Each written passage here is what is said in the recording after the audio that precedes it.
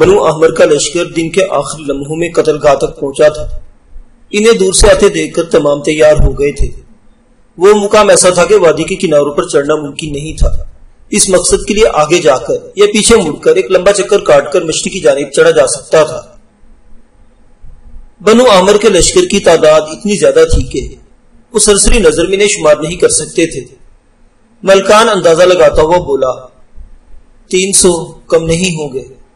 امریل نے کمان میں تیر ڈالتے ہوئے کہا، فکر نہ کرو، ان کا صفایا کر کے لاشیں گن لیں گے۔ لشکر کے اگلے سوار ان کے نشانے کی زد میں تھے۔ تمام ملکان کے اشارے کے منتظر تھے، یہاں تک کہ اس نے زور سے سیٹی بجائی۔ وادی میں جانے والے سوار سیٹی کی آواز کو اپنے کسی ساتھی کا فعل سمجھے تھے، لیکن جو ہی 1.5 درجن تیر ایک ساتھ 18 آدمیوں کے اجسام میں پیوست ہوئے، وہاں بھگدڑ مچ گئی۔ حملہ ہو گیا ہے، دشمن گھات میں ہے، کسی نے زوردار آواز میں چلا کر اپنے لوگوں کو خبردار کیا تھا۔ ملکان اور اس کے ساتھیوں نے تیز رفتاری سے تیر چلا کر زیادہ سے زیادہ دشمنوں کو زخمی کرنے کی کوشش کی، اور جو ہی دشمن کے پیچھے آنے والے دستوں نے تیر آنے کی جگہ پہچان کی اور انہیں گھیرنے کی کوشش کے لیے گھوڑے وادی کے کناروں کی طرف بڑھائے، ملکان کے اشارے پر تمام بھاگ کھڑے ہوئے۔ ٹیلے سے نیچے ان کے گھوڑے تیاری کی حالت میں کھڑے تھے۔ ایڑ لگاتے ہوئے وہ گھاٹی کی طرف بھاگ پڑے۔ دشمن کی چیخوں پکار اور ان کے بھاگنے کی بابت ایک دوسرے کو مطلع کرنے کی آوازیں ان کے کانوں میں تسلسل سے پڑ رہی تھی۔ پیچھے مڑ کر دیکھے بغیر انہوں نے گھوڑوں کو سر پر دوڑا دیا تھا۔ اس جگہ اگر وہ دشمن کے گھیرے میں آ جاتے تو ان کا قیمہ بن جاتا۔ سورج زد پڑ چکا تھا۔ بنو عمر والوں میں کچھ لوگ زخمیوں کو سنبھالنے لگے، مرے ہوئوں کو اکٹھا کرنے لگے، جبکہ کچھ حملہ آوروں کے تعاقب میں بڑھ گئے تھے۔ لیکن یہ آنکھ مچولی زیادہ دیر جاری نہیں رہ سکی تھی کہ اندھیرا گہرا ہو گیا تھا۔ بنو احمر کو اپنے ساتھیوں کے لیے رکنا پڑا۔ ملکان اپنے سواروں کے ساتھ طلوع ماہ کے وقت گھاٹی کے قریب پہنچا تھا۔ پہرے داروں نے گھوڑوں کی ٹاپے اور ملکان وغیرہ کی آوازیں دور سے سن لی تھی۔ سونے والے بھی جاگ گئے تھے۔ تھوڑی ہی دیر بعد وہ تمام قتیلہ کے سامنے بیٹھے تفصیل بتا رہے تھے۔ منکر نے خیال ظاہر کیا، لگتا ہے وہ صبح تک ہی یہاں پہنچیں گے۔ ملکان نے کہا، شاید ایسا ہی ہو، مگر ہمیں دماغی اور جسمانی طور پر چوکس رہنا پڑے گا۔ اسلم نے مشورہ دیا، پہرے داروں کی تعداد بڑھا دیتے ہیں۔ قریب نے کہا، جاگ کر شب گزارتے ہیں، کیونکہ دشمن ایک دم حملہ کیا تو نیند سے جاگ کر سنبھلنے میں کچھ دیر لگے گی۔ بس جو بھی مارکے سے لوٹے ہیں انہیں آرام کرنا چاہیے۔ امریل نے کہا، اگر ایسی بات ہے تو ہم بھی جاگ سکتے ہیں۔ قتیلہ یشکر کے بولنے کی منتظر تھی، لیکن وہ خاموشی سے تمام کی باتیں سنتے رہا۔ تم کیا کہتے ہو فارسی جوان؟ منکر نے نہ جانے قتیلہ کی منشا جان لی تھی، یا ویسے ہی اسے یشکر کی رائے جاننے میں دلچسپی تھی۔ ہمارے پاس پانی کا کتنا ذخیرہ ہے؟ یشکر نے خارج از بحث موضوع چھیڑ دیا۔ قتیلہ تیکھے لہجے میں بولی، بہتر تو یہی تھا جو پوچھا گیا اس کا جواب دیتے۔ یشکر بے پرواہی سے بولا، وادی میں گڑھے کھود کر پانی کی جتنی پکھالیں میسر ہیں بھر لی جائیں، تاکہ دشمن کے اچانک آمد سے پانی بھرنے والوں کو زندگیوں سے ہاتھ نہ دھونے پڑے۔ قتیلہ انکار میں سر ہلاتے ہوئے بولی، ہمارے پاس اتنا پانی موجود ہے جو بنو عمر والوں کے ہلاکت تک کافی رہے گا۔ یشکر مصر ہوا، سردار زادی، دشمن کل طلوع آفتاب کے بعد ہی یہاں پہنچے گا، اس لیے بہتر ہوگا کہ پانی بھروا لو۔ وہ منہ بناتے ہوئے بولی، تمہارا مشورہ پہنچ گیا، اس پر عمل ہونا یا نہ ہونا بلکہ قتیلہ کی مرضی کے تابع ہے۔ ٹھیک ہے، جو طے کرتے ہو مجھے بتا دینا۔ اطمینان بھرے انداز میں کہتے ہوئے وہ اٹھ کر اپنے بستر کی طرف بڑھ گیا۔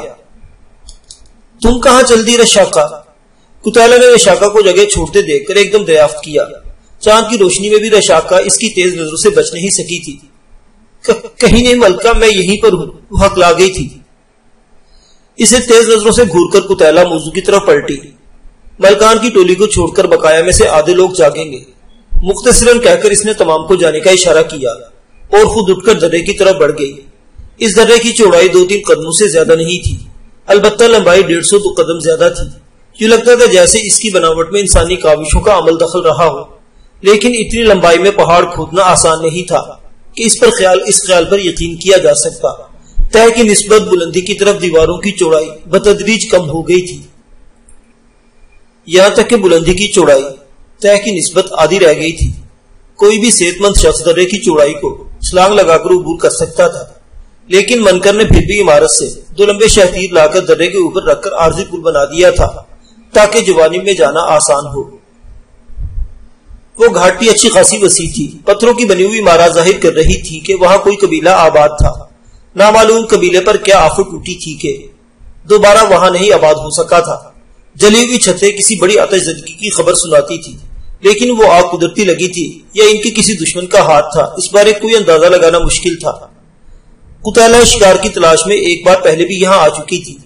اگر وہاں پانی کی سہولت ہوتی تو یقیناً وہ اپنے قبیلے کے لیے اس مقام کو مستقل رہائش بنانے کا سوچتی، مگر پانی کے بغیر زندگی گزارنا ناممکن تھا، اور دور دراز سے روزمرہ کے استعمال کا پانی لانا ممکن نہیں تھا۔ یقیناً یہی وجہ تھی کہ کسی اور خانہ بدوش قبیلے کو بھی وہاں منتقل ہونے کی نہیں سوجی تھی۔ قتیلہ شہتیروں سے گزر کر دوسری جانب پہنچی اور بلندی کی دھار پر چلتے ہوئے آگے بڑھنے لگی۔ وہ گھاٹی ٹیڑے میڑے دائرے کی شکل میں بنی تھی۔ شرقی جانب ایک ایسی جگہ تھی جہاں سے اس گھاٹی میں داخل ہوا جا سکتا تھا۔ منکر نے قتیلہ کی آمد سے پہلے ہی وہاں ایک درجن تیر انداز بٹھا دیے تھے۔ ایک جگہ رک کر اس نے غربی جانب کی ڈھلان سے نیچے جھانکا۔ وہاں اوپر آنا یا اترنا اگر ممکن نہیں تھا تو مشکل ترین ضرور تھا۔ اچانک اس کی سماعتوں میں قدموں کی چاپ پڑی۔ مڑ کر دیکھنے پر اسے رشاقہ نظر آئی۔ قتیلہ خوشگوار لہجے میں بولی، آؤ رشاقہ۔ رشاقہ اس کے پاس آ کر کھڑی ہو گئی۔ دونوں مغرب کی جانب متوجہ تھی۔ 19 کے چاند کی روشنی نے ماحول کو سیر زدہ سا کر رکھا تھا۔ گھاٹی کے سامنے وہ درہ عبور کرنے کے بعد وادی گزر رہی تھی۔ وادی کے دوسرے کنارے حد نظر تک ریت کے اونچے اونچے بے ترتیب ٹیلے پھیلے ہوئے تھے۔ وادی کا رخ مغرب سے مشرق کی طرف تھا، جو پہاڑی سلسلے کے قریب آ کر جنوب کی طرف مڑ گیا تھا۔ تھوڑی دیر خاموشی چھائی رہی، جسے رشاقہ کی آواز نے توڑا تھا۔ ایک درخواست کرنا تھی۔ کوئی ضرورت نہیں۔ قتیلہ اس کی درخواست سننا ہی گوارا نہیں کیا تھا۔ یقیناً اسے رشاقہ کا مطمع نظر پہلے سے معلوم تھا۔ رشاقہ لجاجت سے بولی، میں بہت عرصے سے اس کی محبت میں مبتلا ہوں۔ جسے دیکھے بغیر پسند کیا تھا، دیکھ کر اس کے حصول کی تمنا میں اضافہ ہو گیا ہے۔ گہرا سانس لیتے ہوئے قتیلہ اس کی طرف مڑی۔ وہ کیا سوچتا ہے؟ رشاقہ صاف گوئی سے بولی، اس کی سردارزادی باقی نہیں رہی، اسے جذباتی سہارے کی ضرورت ہے۔ قتیلہ نے منہ بنایا، یہ سہارا اسے خلیصہ بھی دے سکتی تھی۔ خلیصہ کو اس نے امریل کے لیے چھوڑ دیا ہے، وہ اس کا دل نہیں توڑنا چاہتا تھا۔ اور تم ملکہ قتیلہ کا دل توڑ دو گی؟ قتیلہ کے لہجے میں گہرے طنز کے ساتھ دکھ بھی چھپا ہوا تھا۔ رشاقہ گھبراتے ہوئے بولی، ایسا نہیں ہے، وہ جلدی یہاں سے چلا جائے گا، شاید کل یا پرسوں۔ جانتی ہوں۔ رشاقہ نے اس بات میں سر ہلایا، اسی لیے اجازت لینے آئی تھی۔ تو تم اپنی ملکہ، اپنی سہیلی کو چھوڑ کر چلی جاؤ گی؟ ہم ہمیشہ ساتھ تو نہیں رہ سکتی۔ رشاقہ نے دلیل پیش کی۔ کیوں نہیں رہ سکتی؟ ملکہ قتیلہ بھی شادی نہیں کرے گی، ہم دونوں ایک دوسرے کے لیے کافی ہیں۔ عورت مرد کے بغیر کیسے رہ سکتی ہے؟ رشاقہ نے حیرانی کا اظہار کیا۔ قتیلہ نے اسے متون کیا، تم عرب کے معزز خاندان سے تعلق رکھتی ہو، بنت زیاد بن تابوت، اور وہ ایک اجمی غلام ہے، کیا اپنے نسب کا بھی لحاظ نہیں رکھو گی؟ میرا اعتراض کوئی اور تھا۔ رشاقہ کو اپنے اعلیٰ نسب سے کچھ لینا دینا نہیں تھا۔ ملکہ قتیلہ کی ماں جی ہمیشہ سے اکیلی رہتی آئی ہیں۔ رشاقہ کراتے ہوئے بولی، یہ ایک مصنوعی زندگی ہوگی۔ ملکہ قتیلہ بنو ترید کے کسی شاہزور سے تمہارا نکاح کر دے گی، کوئی ایسا جس کا نسب اعلیٰ ہوگا، جو ہمیشہ بنو ترید میں رہے گا، یوں تم ملکہ قتیلہ کی آنکھوں کے سامنے رہو گی۔ رشاقہ کے ہونٹوں پر پھیکی سی مسکراہٹ نمودار ہوگی۔ اپنے دل کا کیا کروں؟ ملکہ قتیلہ تم سے محبت کرتی ہے رشاقہ۔ پہلی نظر میں تم ملکہ قتیلہ کو اچھی لگی تھی، اور تم نے بھی اعتراف کیا تھا کہ ملکہ قتیلہ ہر کسی سے زیادہ پسند ہے، ہمیشہ رہے گی ملکہ۔ مگر عقیدت اور وہ محبت، تم ملکہ قتیلہ کو ہمیشہ کے لیے کھو دو گی۔ یہ تو لڑکیوں کی قسمت میں ہے، ماں باپ کو تو چھوڑ کر جانا پڑتا ہے۔ رشاقہ کے پاس ہر سوال کا شافی جواب موجود تھا۔ جب طے کر چکی ہو تو پوچھنے کی کیا ضرورت تھی؟ قتیلہ نے رخ موڑ لیا تھا، ناراض کر کے نہیں جانا چاہتی تھی۔ رشاقہ نے ہمت کر کے اس کا بازو تھاما اور رخ اپنی جانب موڑنا چاہا۔ قتیلہ نے اپنا بازو چھڑاتے ہوئے سخت لہجے میں کہا، چلی جاؤ رشاقہ، ملکہ قتیلہ کو اکیلا چھوڑ دو۔ رشاقہ ہمیشہ اپنی ملکہ سے محبت کرتی رہے گی، اداسی بھرے لہجے میں کہتے ہوئے وہ پیچھے مڑ کر چل دی۔ قتیلہ کی نظریں سامنے پھیلے ہوئے صحرا میں جانے کیا ڈھونڈ رہی تھی۔ اجازت لے لی ہے اپنی سردارنی سے؟ رشاقہ جو ہی اس کے پہلو میں بیٹھی، وہ مستفسر ہوا۔ رشاکا اس کے چہرے پر جھکتے ہوئے بولی، اجازت لینے نہیں، اسے آگاہ کرنے گئی تھی۔ یشکر نے اندازہ لگایا، اور اسے تمہارے فیصلے سے خوشی نہیں ہوئی ہوگی۔ ہاں، رشاکا نے اس بات میں سر ہلایا، وہ خفا ہے۔ اگر مقابل نہ ہوتے تو میں کسی قیمت پر اسے چھوڑ کر نہ جاتی۔ سچ تو یہ ہے کہ تم دونوں مجھے ایک جتنے ہی پیارے ہو، تمہارا پلڑا اس لیے بھاری ہوا کہ تم مرد ہو۔ یشکر نے کہا، اب لگ گھوڑی اسے واپس کر دینا تھی، یوں بھی اس کا گھوڑا مارکے میں کام آ گیا ہے، اور میرے ہاتھ خوش قسمتی سے ایک ہیرا لگ گیا ہے، واپس کر چکی ہوں۔ یوں بھی جردہ مجھے اسی نے تحفے میں دیا تھا، اور اس کا تحفہ تمہارے علاوہ میں کسی کو دکھانے بھی نہ دوں۔ یشکر ہنسا، اتنی پیاری لگتی ہے؟ ہاں، روشن چاند کی قسم بہت پیاری لگتی ہے۔ اگر وہ مرد ہوتی تو میں تمہارے پہلو میں کسی قیمت پر نہ بیٹھی ہوتی۔ تم مجھے چڑھا رہی ہو، یشکر نے ناگواری کا اظہار کیا۔ رشاکا وارفتگی سے بولی، اگر وہ مجھے اتنی زیادہ پیاری ہے تو جس کی خاطر اسے چھوڑ دیا وہ کتنا پیارا ہوگا۔ یشکر آنکھیں بند کرتا ہوا بولا، اچھا سو جاؤ۔ نہیں، رشاکا جذبات سے بجھل الفاظ میں بولی، میں چچا منکر کو بلاتی ہوں کہ وہ اسی وقت ہمارا نکاح پڑھا دے، یہ کام بعد میں بھی ہو سکتا ہے۔ یشکر موترز ہوا۔ رشاکا مایوسی بھرے لہجے میں بولی، کب؟ یشکر کروٹ تبدیل کرتا ہوا بولا، یہاں سے رخصت ہونے سے پہلے تمہیں بیوی بنا لوں گا۔ اور رشاکا مطمئن انداز میں سر ہلاتے ہوئے اس سے ہاتھ بھر کے فاصلے پر لیٹ گئی۔ طلوع آفتاب کے تھوڑی دیر بعد ہی انہیں بنو عمر کا لشکر دکھائی دیا تھا۔ اس وقت وہ صبح کا کھانا کھا رہے تھے۔ انہوں نے گھاٹی کی طرف ذرا سا نیچے ہو کر اپنے خیموں سے عریش بنا لی تھی، کیونکہ ان پہاڑوں پر درخت ناپید تھے اور سارا دن براہ راست دھوپ کی زد میں رہنا ازحد مشکل اور تکلیف دہ تھا۔ بنو عمر کے سواروں کی آمد کا سنتے ہی تمام کھانے کو چھوڑ کر پتھروں کی آڑ لے کر درے کے کناروں کے قریب دبک گئے تھے۔ بنو عمر کے لشکر میں گھڑ سواروں کے علاوہ شتر سوار بھی شامل تھے۔ نجار بن ثابت اس وقت بندھا ہوا دھوپ میں پڑا تھا۔ بنو عمر کا لشکر دیکھتے ہی اس کی آنکھوں میں چمک نمودار ہوئی۔ سردار زادی دیکھ لو، اتنے بڑے لشکر سے ٹکر لینا آسان نہ ہوگا۔ اس نے ملکہ قتیلہ کو ڈرانے کی کوشش کی۔ ہار جیت تو بات کا مسئلہ ہے، لیکن ایک بات ملکہ وصوب سے کہہ سکتی ہے، تمہاری زندگی کا خاتمہ ملکہ قتیلہ سے پہلے ہوگا۔ نجار بے فکری سے بولا، اگر بنو عمر والے اپنے مقصد میں کامیاب ہو گئے تو مجھے مرنے کا ذرا بر بھی دکھ نہیں ہوگا۔ میں نہیں چاہتا کہ میری قبر میں اس خونی کی صدائیں گونجتی رہے۔ قتیلہ اسے جھڑکتے ہوئے بولی، تم خاموش رہ کر اپنے سانسوں کو تھوڑی سی طوالت دے سکتے ہو۔ نجار بن ثابت اطمینان بھرے انداز میں پتھر پر سر ٹیک کر اپنے قبیلے کے سواروں کو دیکھنے لگا جو وادی میں آ کر رک گئے تھے۔ چند لمحوں بعد قریباً 2 درجن سوار محتاط انداز میں درے کی طرف بڑھنے لگے۔ باقی رک کیوں گئے ہیں؟ قتیلہ نے بے چین ہو کر خود کلامی کی۔ اس کے بائیں جانب ملکان لیٹا تھا، مؤدبانہ لہجے میں بولا، شاید انہیں شک ہو گیا ہے، یہ بھی ممکن ہے ہمارے کسی آدمی کی حرکت انہیں دکھائی دے گئی ہو۔ اسی وقت منکر بن اسقا پتھر کی آڑ میں جھک جھک ان کے قریب پہنچا۔ کیا کرے ملکہ؟ اس نے درے کا رخ کرنے والے بنو عمر کے سواروں کے متعلق پوچھا۔ لمحہ بھر سوچنے کے بعد وہ بولی، اگر یہ درے سے گزر کر دوسری سمت آگے تو نقصان دہ ثابت ہوں گے۔ سمجھ گیا۔ منکر اس بات میں سر ہلاتے ہوئے واپس مڑ گیا۔ بنو عمر کے سوار لمحہ بھر درے کے داخلی دروازے پر رکے اور پھر اندر داخل ہو گئے۔ 2 گھڑ سوار متوازی چل رہے تھے۔ جو ہی سب سے آگے والے درے کے دوسرے کنارے کے نزدیک پہنچے، منکر نے منہ میں انگلیاں ڈال کر زوردار سیٹی بجائی۔ درے کے دونوں طرف میں چھپے بیٹھے بنو تریاد کے افراد نے ایک دم بھاری پتھر نیچے گرانے شروع کر دیے۔ اس تنگ جگہ میں پتھروں سے بچنا ممکن نہیں تھا۔ وہ تنگ درہ بنو عمر کے سواروں کی قبر ثابت ہوا تھا۔ سب سے آخر میں موجود 3-4 سوار نے واپس بھاگنے کی کوشش کی تھی، لیکن اس جانب بیٹھے تیر اندازوں نے ان کی کوشش ناکام بنا دی تھی۔ 2 درجن آدمیوں میں بس 4 گھوڑے ہی زندہ واپس پہنچ سکے تھے۔ اسی وقت قتیلہ نے چیخ کر تیر اندازوں کو بنو عمر کے لشکر پر تیر چلانے کا حکم دیا۔ تیروں کی باڑ کو اپنی جانب بڑھتے دیکھ کر بنو عمر کے لشکر میں بھگدڑ مچی اور وہ وادی کے دوسرے کنارے کی طرف سمٹ گئے جو تیر کی حد سے باہر تھا۔ البتہ چند آدمی زخمی ضرور ہوئے تھے۔ وہ وادی کے دوسرے کنارے پر اثرن و منظم ہونے لگے۔ کچھ آدمی زخمی ہونے والوں کو سنبھالنے لگے۔ قتیلہ نے چند آدمیوں کو درے میں اترنے کا حکم دیا تاکہ ہلاک ہونے والوں کے ہتھیار اور زندہ بچ جانے والوں کو گھوڑوں کو سنبھال سکیں۔ بنو عمر کے لشکر کا قائد قدامہ بن شعبان تھا۔ لشکر سے 50 سوار علیحدہ کر کے اس نے گھاٹی کے چاروں اطراف کا جائزہ لینے کے لیے روانہ کیے۔ قتیلہ کو بھی ان سواروں کی روانگی کی غرض و غایت معلوم تھی۔ لیکن اس بارے سے گزشتہ روز منکر مکمل معلومات پہنچا چکا تھا۔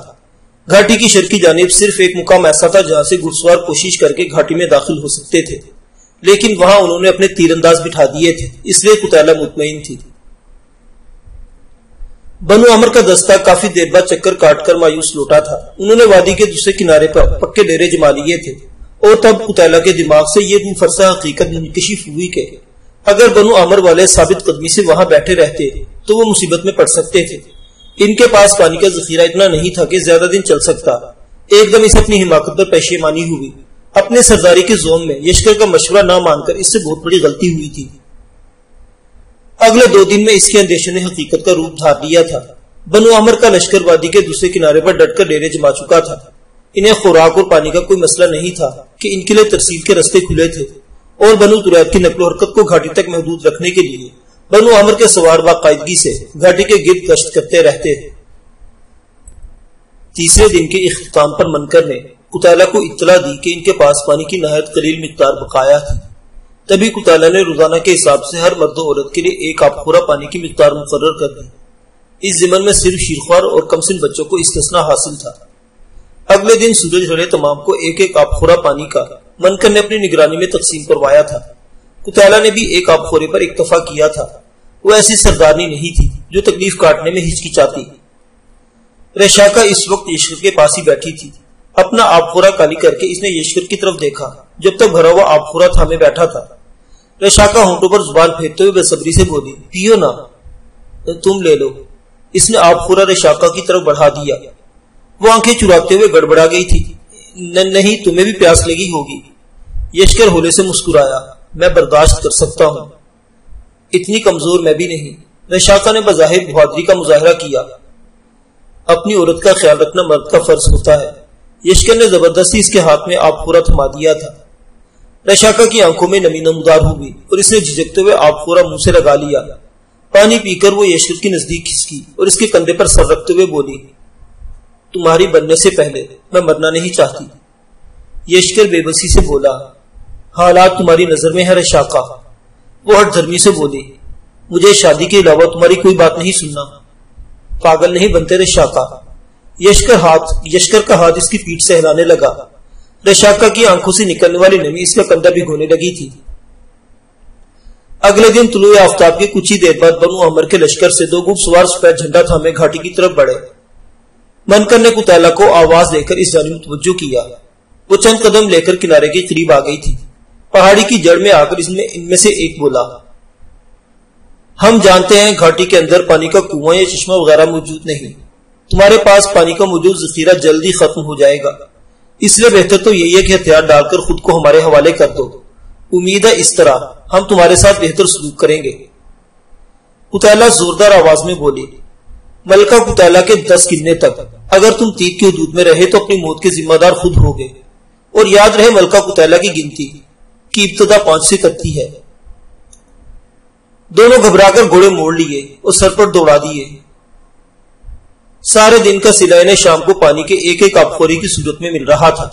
یشکر نے جنہیں اپنے حصے کا پانی رشاکا کی جانب بڑھایا، اس نے سسکی بھرتے ہوئے سر کو دائیں بائیں ہلا دیا۔ ایک بات بتاؤ، مجھے تھوڑی دیر پہلے بکرے ذبح کرنے والوں کے ساتھ جاتے دیکھا تھا؟ تو کیا؟ رشاکا کی سمجھ میں اس کے استفسار نہیں آیا تھا۔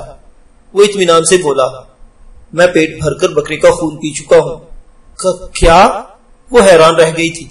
ہاں، اسباب میں سر ہلاتے ہوئے یشکر نے پانی کا آب خورا زبردستی اس کے ہاتھوں میں تھما دیا۔ سکندر بابا نے مجھے کئی بار زبردستی جانوروں کا خون پلایا تھا، کیونکہ ان کے خیال میں پیاسا مرنے سے خون پی کر اپنی جان بچانا بہتر ہے۔ وہ رقت بھرے لہجے میں بولی، اور ایسا تم نے اپنے حصے کا پانی میرے حوالے کرنے کے لیے کیا ہے نا؟ بتایا تو ہے، اپنی عورت کا خیال رکھنا مرد کی پہلی ذمہ داری ہوتی ہے۔ وہ سسکتے ہوئے بولی، تو اپنا کب بناؤ گے؟ بنو عمر کے ظالم میری لاش کے ٹکڑے کر چکے ہوں گے۔ وہ اس کی تھوڑی کے نیچے انگلی رکھ کر جھکاتا ہوا سر اٹھاتے ہوئے بولا، اچھا پانی پی کر منکر چچا کو بلا لو۔ رشاکا خوشی سے کھل اٹھی تھی۔ تھوڑی دیر بعد وہ منکر کو ساری بات بتا چکی تھی۔ منکر نے رشاکا کی بات سنتے ہی کہا، ملکہ قتیلہ سے پوچھ لو، اور رشاکا کے اس بات میں سر ہلانے پر وہ قتیلہ کی طرف بڑھ گیا۔ وہ ایک بڑے پتھر پر بیٹھی ڈوبتے سورج کی آخری کرنوں کو دیکھ رہی تھی۔ منکر نے قریب جا کر جاہلیت کا سلام کہا۔ آؤ منکر، اس کے ہونٹوں پر پھیکی سی مسکراہٹ نمودار ہوئی۔ منکر جھجکتے ہوئے بولا، ملکہ قتیلہ، زندگی اور موت کا کچھ پتہ نہیں، اور اس عالم میں دو وجود ایسے ہیں جو مرنے سے پہلے ایک دوسرے کو اپنانا چاہتے ہیں۔ وہ بے نیازی سے بولے، اجازت ہے منکر، انہیں ملکہ قتیلہ کی طرف سے ایک بھری ہوئی چھاگل پانی کی شب زفاف کے تحفے کے طور پر پیش کر دینا۔ منکر نے پوچھا، ملکہ ان کے نام جاننے میں دلچسپی ظاہر نہیں کی۔ وہ دھیرے سے ہنسی، کیونکہ ملکہ قتیلہ جانتی ہے وہ کون ہے۔ منکر نے پوچھا، ملکہ قتیلہ نکاح میں شرکت کریں گی؟ نہیں۔ نفی میں سر ہلا کر وہ دوبارہ سورج کو تکنے لگی، گویا یہ اشارہ تھا کہ منکر جا سکتا ہے۔ منکر مزید کچھ پوچھے بغیر واپس مڑ گیا۔ منکر، اس نے اچانک آواز دی، وہ رک کر اس کی جانب متوجہ ہوا۔ وہ اپنی سرائی دار گردن میں پہنا ہوا سبز زمرد کو پتھروں کے جڑاؤ توک اتارتے ہوئے بولی، یہ رشاقہ کو پہنا دینا، ملکہ قتیلہ کے پاس اس وقت سب سے قیمتی چیز یہی ہے۔ منکر شفقت بھرے لہجے میں بولا، یہ ہماری پیاری اور حسین ملکہ کے گلے میں بہت اچھا لگتا ہے۔ قتیلہ پھیکی مسکراہٹ سے بولی، امی جان بھی ایسا ہی کہا کرتی تھی۔ بہرحال یہ رشاقہ کی گردن میں ملکہ قتیلہ کی گردن سے زیادہ اچھا لگے گا۔ یہ کہتے ہوئے اس نے توک منکر کی طرف اچھالا اور خود درے کی طرف بڑھ گئی۔ بنو تریت کے مرد و زن کو اپنا انجام صاف نظر آ رہا تھا۔ اس کے باوجود انہیں رشاقہ اور یشکر کی شادی کا خیر مقدم کیا تھا۔ رات ایک پہر گزر چکی تھی اور طبقہ کی جادو بھری آواز سے ماحول سحر زدہ ہو گیا تھا۔ البتہ وہ زیادہ دیر جشن جاری نہیں رکھ سکے تھے کہ پیاس کی شدت اس قسم کی ہلا گلا کرنے کی اجازت کہاں دیتی تھی۔ دونوں کو مبارکباد دیتے ہوئے تمام اپنی مخصوص جگہوں کی طرف لوٹنے لگے کہ جہاں بیٹھ کر انہوں نے پہرے داری کی ذمہ داریاں سنبھالنا تھی۔ سب سے آخر میں منکر نے یشکر کو مبارکباد دی اور ہاتھ میں پکڑا توک رشاقہ کے گلے میں پہنانے لگا۔ توک پہنا کر وہ پیچھے ہٹا اور شفقت بھرے لہجے میں کہنے لگا، نظر تو نہیں آ رہا مگر مجھے یقین ہے میری بیٹی کے گلے میں یہ ہار بہت اچھا لگ رہا ہوگا۔ رشاقہ لے جا کر بولی، منکر چچا، بہت بہت مہربانی۔ منکر آہستہ سے بولا، یہ توک ملکہ قتیلہ نے اپنے گلے سے اتار کر دیا ہے، کہہ رہی تھی رشاقہ کی گلے میں زیادہ اچھا لگے گا۔ رشاقہ کو چپ لگ گئی تھی۔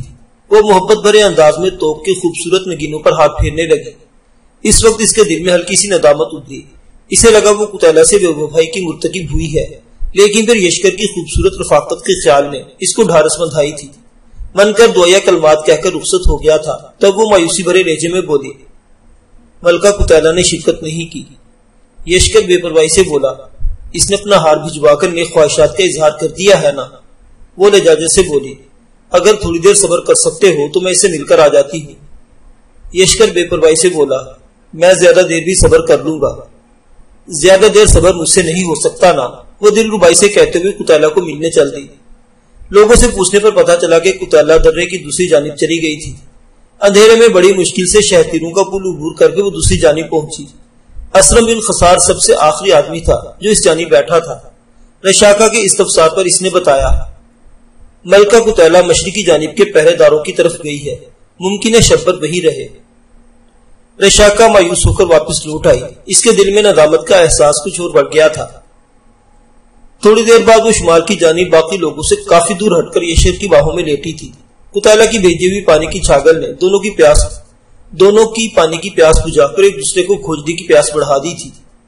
24-25 کے جھپے جھپے چاند نے مشرق سے سر ابھارا۔ اس وقت یشکر کے بازو پر سر رکھے رشاقہ ہولے سے بولی، مجھے مرنے سے ڈر لگنے لگا ہے۔ اپنی مرضی سے کون مرنا چاہتا ہے؟ لمحہ بھر کی خاموشی کے بعد وہ عجیب سے لہجے میں بولی، ہم کوشش کریں تو چپکے سے نکل سکتے ہیں۔ یشکر نے نفی میں سر ہلایا، شاید زندگی بچ جائے لیکن ہمارا کردار مر جائے گا۔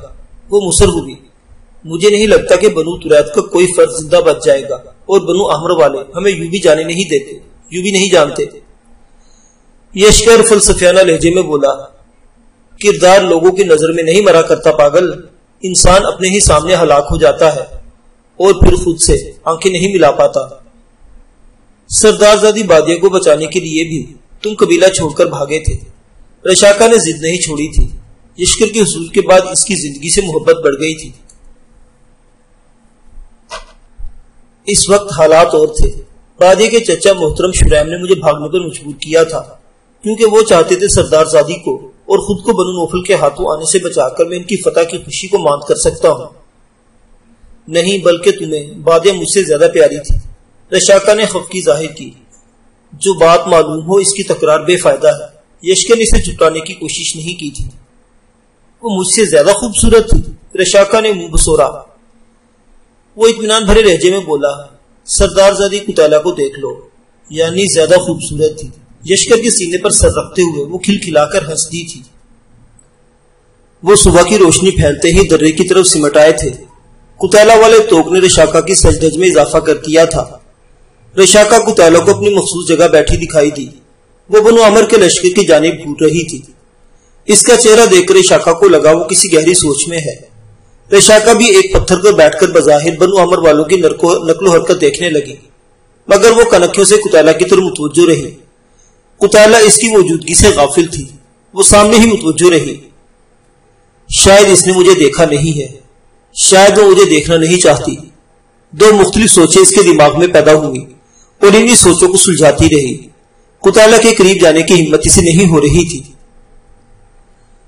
بنو تریاد کے باسیوں کے چہروں پر بے رونقی چھائی ہوئی تھی۔